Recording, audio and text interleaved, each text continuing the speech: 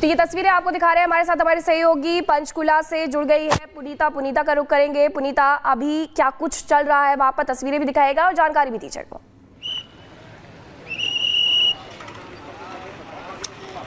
बिल्कुल, देखिए पंचकुला के बीजेपी कार्यालय पंचकमल में हम यहाँ पर मौजूद हैं और यहाँ पर तमाम जो नवनिर्वाचित विधायक हैं वो पहुँच चुके हैं। इंतजार यहाँ पर गृह मंत्री अमित शाह का हो रहा है। 12 बजे का समय है जब वो यहाँ पर पहुँच जाएंगे। एक बार मैं तस्वीरें आपको दिखा दूँ। सुरक्षा को लेकर यहाँ पर देखिए पुख्ता इंतजाम किए गए हैं, लेकिन सबकी निगाहें ये टिकी हुई है कि विधायक दल की बैठक में आखिर आज क्या होगा। हालांकि लगभग नाम जो तय है नायब सैनी का यहाँ पर है, लेकिन आपको बता दें कि लगातार जिस तरीके से चर्चाएं यहाँ पर जोरों है, कई दावेदार सीएम पद को लेकर बताए जा रहे हैं, लेकिन अभी तक जो चर्चाएं हैं वो नायब सैनी को लेकर ही है और इसलिए पर्यवेक्षक के तौर पर गृह मंत्री अमित शाह को आज यहां पर भेजा जा रहा है। साथ ही साथ मध्य प्रदेश के जो मुख्यमंत्री हैं मोहन यादव, वो भी थोड़ी देर में यहां पर पहुंच जाएंगे। देखिए, बीजेपी जो है हमेशा से अनुशासन के लिए जानी जाती है और एक बार जब सीएम का नाम तय हो जाता है इसके बाद चर्चाएं खत्म हो जाती है। लेकिन हरियाणा में ये उस वक्त गलत साबित हुआ था जब मनोहर लाल खट्टर को सीएम पद से हटा दिया गया था, नायब सैनी को चुना गया था सीएम के तौर पर। इसके बाद नाराजगी जो है खुलकर सामने आई थी और आपको याद होगा कि अनिल विज की नाराजगी तलखी उस वक्त देखने को मिली थी। विधायक दल के बैठक को छोड़कर वो बाहर निकल गए थे। ऐसे में वही तलखी, वही नाराजगी आज किसी भी तरीके से निकलकर सामने ना आए और यही वजह है कि गृह मंत्री अमित शाह को और मोहन यादव को यहां पर आज भेजा जा रहा है। आज जब विधायक दल की बैठक होगी, जब एक नाम पर मुहर लगती है, इसके बाद क्या कोई नाराजगी निकलकर सामने आती है? आज बिल्कुल, जो आप बता रही हैं पुनीता की नाराजगी अगर निकलकर सामने आएगी तो खुद यहाँ पर बीजेपी के चाणक्य पहुंचे हुए हैं, मोहन यादव उनके साथ मौजूद है। नाराजगी को दूर किया जाएगा, नायब को फिर से कमान मिलने की बात सामने आ रही है। इसी से जुड़ी एक रिपोर्ट सबसे पहले आपके सामने रख रहे हैं।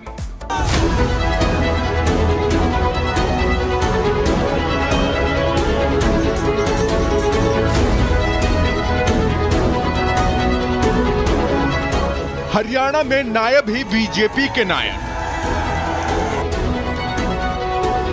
हरियाणा के लिए आज अहम दिन है। प्रदेशवासियों को आज नया सीएम मिल गया है। चंडीगढ़ में बीजेपी विधायक दल की मीटिंग में नए सीएम के नाम का ऐलान किया गया। वैसे तो तय था कि नायब सैनी ही सीएम होंगे, लेकिन आधिकारिक तौर पर आज विधायक दल की बैठक में उनके नाम पर मुहर लग गई।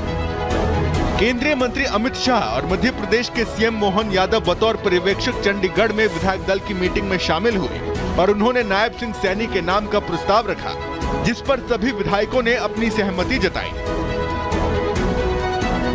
तो अब यह तय है कि नायब सिंह 17 अक्टूबर को हरियाणा के मुख्यमंत्री के तौर पर शपथ लेंगे। शपथ ग्रहण की जोरदार तैयारी की गई। जानकारी के मुताबिक पीएम मोदी भी नायब सिंह सैनी के शपथ ग्रहण समारोह में शामिल हो सकते हैं। महाराष्ट्र और झारखंड चुनाव के पहले हरियाणा के शपथ ग्रहण को बीजेपी के बड़े शक्ति प्रदर्शन के तौर पर भी देखा जा रहा है। बीजेपी ने चुनाव के पहले ही घोषणा कर दी थी कि नायब सिंह सैनी ही जीतने के बाद अगले सीएम होंगे। उधर अनिल विज और राव इंद्रजीत का नाम भी सीएम दावेदारों में था और उन्होंने खुद इच्छा भी जताई थी। हालांकि चुनाव के नतीजे आने के बाद उन्होंने खुद एक तरफ से अपनी दावेदारी वापस ले ली थी। दरअसल हरियाणा में बीजेपी के नायब सिंह सैनी असल मायनों में छुपा रुस्तम साबित हुए। सौम्य चेहरे वाले सैनी का नाम मुख्यमंत्री बनने से पहले राज्य से बाहर बमुश्किल ही किसी ने सुना होगा या ध्यान दिया होगा। चुनाव से कुछ महीने पहले बीजेपी ने मनोहर लाल खट्टर की जगह पर उन्हें हरियाणा के सीएम की जिम्मेदारी सौंपी थी। सैनी को पता था कि उन्हें कांटों भरा ताज मिला है। 10 साल की एंटी इनकम्बेंसी थी। किसान आंदोलन और पहलवान आंदोलन की वजह से जाट वोटरों में बीजेपी के प्रति जबरदस्त नाराजगी थी, लेकिन सैनी ने चमत्कार कर दिया, इतिहास रच दिया। बीजेपी के इस नायाब हीरे ने हरियाणा में पार्टी की जीत का हैट्रिक बनवा दिया। एक ऐसा करिश्मा जो सूबे में अब तक किसी पार्टी ने नहीं किया था। इतना ही नहीं, तमाम सियासी पंडितों और एग्जिट पोल के अनुमानों को झुठलाते हुए बीजेपी ने न सिर्फ जीत हासिल की, बल्कि प्रदेश में अपने सर्वश्रेष्ठ प्रदर्शन के पिछले रिकॉर्ड को भी ध्वस्त कर दिया। ऐसे में सैनी असल मायने में एक नायक साबित हुए हैं। Bureau report, Republic Bharat. SCO बैठक में पहुंचे जयशंकर। एससीओ शिखर सम्मेलन में पाकिस्तान के पीएम शहबाज शरीफ ने भारत के विदेश मंत्री डॉक्टर एस जयशंकर का किया स्वागत। तस्वीरें सामने हैं। पाकिस्तान के इस्लामाबाद में एससीओ की बैठक। मीटिंग में विदेश मंत्री एस जयशंकर भरेंगे हुंकार। बैठक में आतंकवाद और वैश्विक मुद्दों पर करेंगे चर्चा। 15 देशों के लीडर भी सम्मेलन में हुए शामिल। पाकिस्तान दौरे के दौरान एस जयशंकर की मॉर्निंग वॉक की तस्वीरें सामने आई। इस्लामाबाद में भारतीय उच्चायोग के अधिकारियों के साथ वॉक करते नजर आए। इस दौरान विदेश मंत्री ने उच्चायोग में पेड़ भी लगाया। हरियाणा में बीजेपी विधायक दल की बैठक, गृह मंत्री अमित शाह और मुख्यमंत्री मोहन यादव रहेंगे मौजूद। बैठक में सैनी के नाम पर लग सकती है मोहर। नवनिर्वाचित विधायकों के पहुंचने का सिलसिला जारी। महाराष्ट्र चुनाव को लेकर दिल्ली में मीटिंग, सीट शेयरिंग के फॉर्मूले पर होगी चर्चा। दोपहर बाद सीएम एकनाथ शिंदे पहुंचेंगे दिल्ली। डेप्यूटी सीएम फडणवीस के भी पहुंचने की उम्मीद। वरिष्ठ नेताओं के साथ होगी मुलाकात। उमर अब्दुल्ला का शपथ ग्रहण आज। थोड़ी देर में मनोज सिन्हा पद और गोपनीयता की दिलाएंगे शपथ। शपथ ग्रहण में शामिल होने के लिए पहुंचे अखिलेश यादव। सपा प्रमुख अखिलेश यादव ने किया ट्वीट, पोस्ट कर लिखा, एकता ही इंडिया है।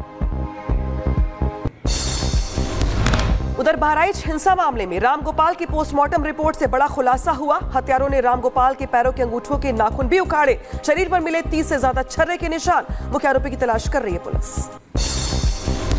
कोलकाता में जूनियर डॉक्टर्स के प्रदर्शन को पूरे हुए 12 दिन। डॉक्टर्स की भूख हड़ताल जारी। कई बड़े दिग्गज भी हड़ताल में हुए शामिल। दिल्ली टर्मिनल 1 पर इंडिगो फ्लाइट की सफल लैंडिंग। बम से उड़ाने की मिली थी धमकी। सभी यात्री सुरक्षित हैं। यूपी के हाथरस में पुलिस ने किया चोरी का खुलासा। अंतर्राज्यीय गिरोह के 13 सदस्यों को गिरफ्तार कर भेजा जेल। 146 पाइप, एक कैंटर, एक गाड़ी और घटना में शामिल एक ट्रक को बरामद किया। उधर पटना में डबल मर्डर से मची सनसनी। लोगों में दहशत का माहौल। पुलिस पूरे मामले की जांच में जुटी। उत्तर प्रदेश की फिरोजाबाद में सब्जियों की दुकान में लगी आग। कड़ी मशक्कत के बाद आग पर काबू पाया। आग लगने से सारा सामान जलकर खाक हुआ। जम्मू के किश्तवाड़ में बड़ा हादसा हुआ। मुलावारन गांव में लगी भीषण आग। कई घर और गौशालाएं जलकर खाक हुई। ईरान में तेल रिफाइनरी में लगी आग। तेल टैंक में विस्फोट होने से फैली आग। एक कर्मचारी की मौत, कई घायल। गीजा के पिरामिड के टॉप पर नजर आया कुत्ता। पैराग्लाइडिंग करते वक्त एक शख्स ने रिकॉर्ड किया था वीडियो। रोमानिया में अचानक से धंसी सड़क। कई गाड़ियां गड्ढे में गिरी। भयावह तस्वीरें सामने आई। सोशल मीडिया पर वायरल हुआ वीडियो। उधर ब्राजील में तूफान ने बरपाया कहर। तेज हवाओं के साथ हो रही बारिश से भारी नुकसान की आशंका। तस्वीरें सामने आई। रूस में भारी बर्फबारी के बाद हाईवे हुआ जाम। सैकड़ों ट्रक कतार में खड़े दिखे।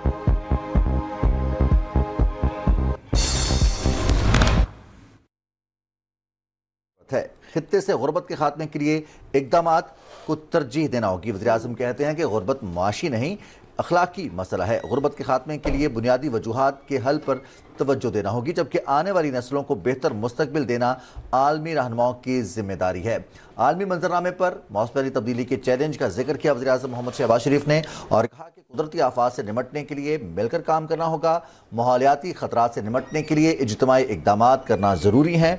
रुकन मुल्कों के दरमियान तिजारत और सरमायाकारी की अपॉर्चुनिटीज़ का भी जिक्र किया वज़ीर-ए-आज़म मोहम्मद शहबाज शरीफ ने अपने खिताब में। और इस मौके पर वज़ीर-ए-आज़म ने कहा कि मौसर मजबूत SCO खित्ते की तरक्की और इस्तेहकाम के लिए अहमियत की हामिल है।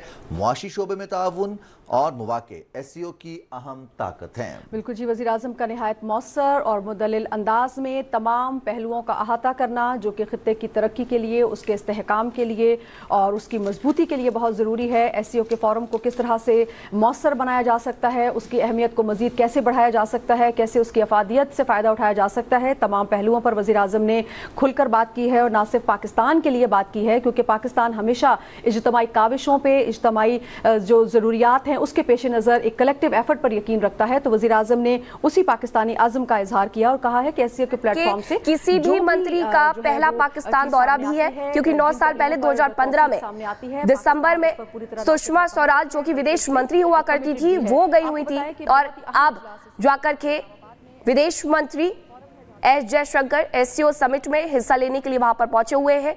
कई वार्ताएं यहाँ पर होंगी, लेकिन सबसे ज्यादा जो अहम मुद्दा है, क्योंकि 40 से 45% आबादी इन्हीं 10 देशों में रहती है जो कि SCO के सदस्य देश है। अब ऐसे में मुद्दे ये भी होंगे कि रूस से लेकर के यूक्रेन तक जो युद्ध चल रहा है और इजराइल से लेकर के हमास हिजबुल्लाह तक। लेकिन इसी के साथ आपको बता दें कि इसमें अहम, क्योंकि जाने से पहले विदेश मंत्री एस जयशंकर कह करके गए थे कि भारत और पाकिस्तान के बीच यहाँ कोई बातचीत नहीं होने वाली है, ना इन मुद्दों पर कोई बातचीत होने वाली है, क्योंकि ये एससीओ की मीटिंग है, ना कि भारत और पाकिस्तान के बीच में होने वाला द्विपक्षीय वार्ता। ऐसे में द्विपक्षीय वार्ता की जो उम्मीदें हैं वो सिरे से खारिज कर दी गई थी। आज मुलाकात जिस तरीके से होती है, जो बॉडी लैंग्वेज होती है, वो कई मायनों में खास होती है कि आखिरकार शहबाज शरीफ से वो किस तरीके से मिलते हैं। और एससीओ सहयोग संगठन जिसकी स्थापना 2001 में हुई थी, और इसी के साथ अब इसमें 10 देश है। आप देख रहे हैं तस्वीरों में, इस्लामाबाद से जो लाइव तस्वीरें आ रही हैं समिट में विदेश मंत्री एस जयशंकर को। तो तस्वीरें आपको दिखा रहे हैं जहां पर एससीओ समिट में पहुंचे हुए हैं विदेश मंत्री, और काफी लंबा अंतराल है जिसके बाद कोई मंत्री गया है पाकिस्तान। लेकिन यहां पर भी ईरान के वजीर सनत सैयद मोहम्मद पहले ही साफ कर दी थी। भारत के वजीर खारजा जयशंकर, मंगोलिया के वजीर आजम, तुर्कमेनिस्तान के वजीर खारजा राशिद मेरेदोव, जबकि एससीओ सेक्रेटरी जनरल यांग मिंग इजलास में शिरकत के लिए मौजूद हैं। बाज़ाब्ता तक पक्ष विपक्ष का जमावड़ा, किसका भारी होगा पलड़ा? राष्ट्र सर्वोपरि सम्मेलन 18 अक्टूबर, रिपब्लिक भारत।